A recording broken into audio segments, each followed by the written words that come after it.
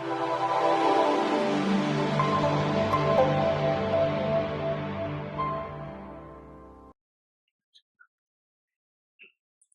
hello there, my friends. Chris Marcus here with you for Arcadia Economics, live on the beach in Sayulita, Mexico, just one day ahead of the pre-party for SilverFest II. Coming up in the Hopin software, you can click the link below to find out all that good information. One of the stars of SilverFest II, as you can see here, is Rob Keynes. Now, Rob's already pretty famous for the brilliant analysis that he's done, running multiple circles around Wall Street, but not stopping there, but continuing on around the globe, exposing the London Bullion Market Association, as well as the fraud they're running over in the Perth Mint and refuse to even. Rob, would it be safe to say that you made the Perth Mint your bitch? Yeah, I think so. And I don't think their CEO is working there anymore. So yeah, well, actually, perhaps we can get into it. I don't know if you're aware. It looks like Richard Hayes is quitting in April. Yeah, I think his tenure's ending, and it was convenient that ended right after we exposed what the Perth Mint was doing with their clients' metal. You probably knew with auditor Rob Hahn on his trails, it might be wise to flee town now, as it seems like many of the criminals involved with shorting silver through paper contracts, they don't say it publicly, but maybe a good place to start. I mean, here we are 4 months after that Basel III date, and while the price is still getting destroyed, while the CFTC looks the other way every day, we have seen that short position come down significantly. At the same time, you tell me if you agree, it feels to me as if something about this financial geopolitical bubble is about to pop. Here, Cliff High talking about October 28th. How cool would that be if the whole thing popped on the first day of SilverFest, giving us plenty to discuss? The whole how to bust the COMEX panel might be moot by the time it's 11 a.m. Central. But Rob, what do you say to any of that? Where do we stand now? Yeah, I think there have been so many developments in the silver market in particular, precious metals, but the silver market over the last few months, it's been pretty phenomenal. You've seen a lot of exposure about what's going on.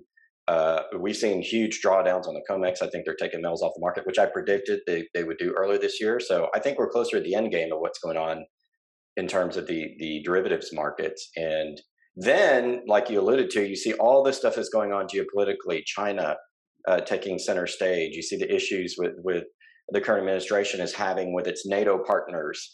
It seems like everything American edifice is unraveling at the moment. Yeah, it sure does, Rob. Do you see this making it to the end of the year? I don't know if we're going to make it to the end of the year. We had a roundtable last week asking that very question. Michael, who's our channel moderator, came on, and Financial Fitness joined us, and we talked about this. And I don't know. I mean, I don't know when the thing's going to pop. I never make those calls because you just never know. But it just seems like we're a lot closer to it than we were before. I mean, do you think Jeff Curry will still be, that being a, what do they call claiming copper is more conductive than participant of silver, a trust probably. that hedges in the wrong direction illegally and then sells and hammers the heck out of COMEX futures in the silver market? Do you think that will still be going on while the CFTC looks the other way? Oh, it's entirely possible. Or it could be that we're nearing the break point. Rob, something I don't think we've had a chance to talk about yet. I've been suggesting that it seemed to me as if the tapering actually had begun and they were just using their normal legal language tricks to essentially say they weren't doing it while they were doing it. Example, we see the Democrats who Joe Biden had pumped up the stock market talking about a $3.5 trillion spending plan. Now the discussion is to take that down to $1.5 to $2 trillion. We'll see if the number comes down for there because there's not even an agreement yet. And that's a tapering. That was already priced in. And if now that money is not going to be stolen, printed, and spent on fraudulent purposes, at least in Wall Street parlance, you could say the Treasury is tapering. And then along with that, we've seen the yields in the Treasury market spike up. And since really the Fed or their criminal partners were the only ones foolish enough to take a long-term approach to that Ponzi scheme, well, if yields are spiking, who is selling or who's not buying could be the Fed has been tapering as well and just not saying anything. Rob, how do you see all of that fitting together? I don't believe anything the Treasury or the Fed puts out. I think they're probably doing shadow deals or shadow operations in the market, just like the Exchange Stabilization Fund has been doing. Dave Kranzler's been on your program talking about that for years, it seems like. Yeah, I don't believe any of the publicly reported stuff. I mean, we've done enough audits. Take the Perk Mint, for example, how they blatantly lied on Kitco about what they were doing with their customers' metal. We've caught the Fed talking about interfering in the market and meeting minutes dating back to like the 60s and 70s. And it seems like everything that's put out on mainstream financial media is just cover for whatever's going on. It's not, they're not telling you the true story. It's not what's really going on below the surface. So at this point, I always look at the data, always look at what they're saying, but it's pretty easy to pick apart and figure out that it's not the reality of what's actually going on. Yeah, although fortunately, Rob, what does seem to be reality is this beach here in Mexico. I know you came and took a taste earlier this year. Um, are you going to be joining us in Mexico in person? Are you going to wait to Silver Spring Break in Sayulita? What are you thinking for SilverFest? Where's the great Rob Keen's going to be? Are you going to be part of it? Signing autographs in person, virtual? How is that situation looking? So I'm going to be joining SilverFest virtually this year. I've been on the road for about a year and a half, so I've got to take a little bit of a break. You can get massages over there at 𝙎𝙊𝙇 Spa, Rob, which is right on the beach. You could even surf into the darn thing. Right. Yeah. No, I haven't been to Sayulita before. I need to visit. I hear from you. It's a great little town. Although we can't see it all, you got your fingers over the camera, Chris. You got to pull your fingers back. Why did you not say that earlier? Hopefully, that's a better view of really the proper environment to study silver. In fact, Rob, you know who directed me here was Jorge Ramiro Monroy of Reyes Silver. Yeah. His partners with Dr. Peter McGaugh, possibly the top geologist in the world if you're looking for large silver deposits in Mexico, as evidenced by Mag Silver. And he was the one who, Jorge was the one who suggested going to Puerto Vallarta for SilverFest. The beach sparkles here. I'm gonna, even with this great camera that you got me on that Samsung, can you see the sparkle there at all? You think there's gold and silver in that sand? We will be checking. I've already had a sample drying out in my kitchen. Maybe we'll take that poolside.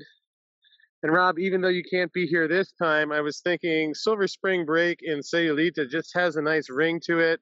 That will be one of the options offered in the Arcadia Silver Public offering, which is debuting this week at SilverFest, starting with the pre-party Wednesday night, October 27th, which then leads into the full festivities. It's not really a conference because it's a little bit more festival, fun, getting to meet people, getting introduced to people, getting to actually interact directly with people like you, Rob, because you're going to be manning one of the booths out here. Is that right?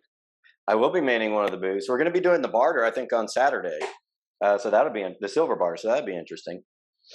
Well, I mean, how cool that you could actually have an economy that would function like it's completely oiled and lubricated, unlike the dollar market, which seems to only work out well for one side of the equation. But that's okay. And Rob, why I'm excited that you'll be joining me. You're on a couple panels, whether you know it or not yet, and we're going to go over that schedule shortly. But it's really been quite an honor watching your progress as you've gone on this journey into a YouTube superstar. Last question before we wrap up, touching on what you mentioned earlier. In all the time that you've been doing this and you've dropped the hammer on a few folks in your day, has there been anything that you would retract later on, or you think like, wow, well, I thought this at the time and I reported this, but I mean, I've found that for the most part, things always end up being wilder and more extremely rigged than even I had imagined. I'm curious, is there anything that anything along those lines?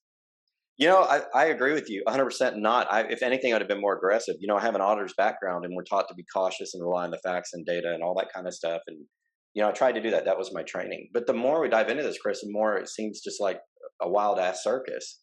And the stuff that goes on beneath the surface is really goofy. And I get criticized a lot for saying, Rob, you shouldn't talk about manipulation of the market. You can't prove it. And I think there's enough data there to prove it. I was just told that at the New Orleans Investment Conference, a prominent gold and silver analyst with a prominent website came up to me and said, I don't want to talk manipulation in our interview. And I told him, I said, that's fine, but I think you're missing most of what goes on in the gold and silver market. And I said, there's so much data at this point. And from what I've seen going on at the mints, what I've seen going on at the banks, what we've seen going on across the whole supply chain, it would not surprise me if it's even worse manipulation gold and silver than we even know, than we've even talked about with SLV or the COMEX. It could be a lot worse. It would not surprise me if when the truth fully comes out, we look at this and say, oh my God, the scale of this is just ridiculous. And of course, you know, that plays into your book, The Big Silver Short, because that's exactly what you're describing. Well, I appreciate that, Rob. You had a great influence in that book. Those are the kind of things we'll be discussing this week at SilverFest II. Fortunately, the link right in the description field below, so you can go there, reserve your spot now. Now, it might cost you a couple bucks to do it in person in Sayulita, Mexico, which is right by the Puerto Vallarta airport. Email Yarra, Y-A-R-R-A, at Arcadia Economics for more info on that.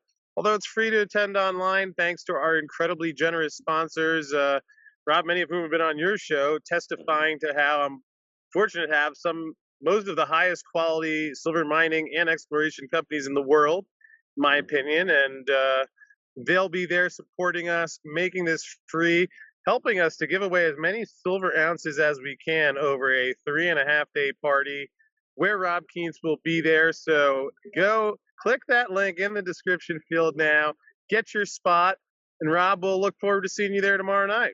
Man, I'm looking forward to it, Chris. I'm going to visit all the sponsors because I looked at the lineup you have so far. It's really, really good. And I think it's now time to buy the miner. So I'm definitely going to be following that this week.